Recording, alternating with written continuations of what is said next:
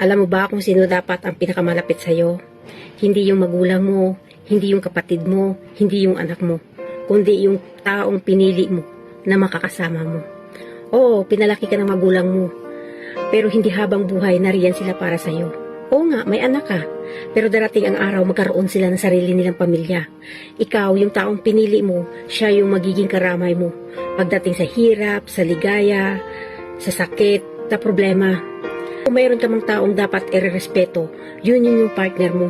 Dahil ang magiging asawa mo, siya yung unang-unang magiging kakampi mo pagdating ng araw na sa palagay mo nag-iisa ka na lang dito sa mundo. Kapag may sakit ka, siya yung mag-aalaga sa iyo. Kapag pagod ka, siya yung unang magiging kakampi mo. Kapag pakiramdam mo na gumuho na yung mundo, siya pa rin unang karamay mo sa hirap, sa sakit, at sa ligaya. Dahil hindi lang siya partner or asawa, siya yung magiging katuwang mo sa buhay. Kaya tinatawag natin yung mga asawa natin, kabiyak ng ating dibdib.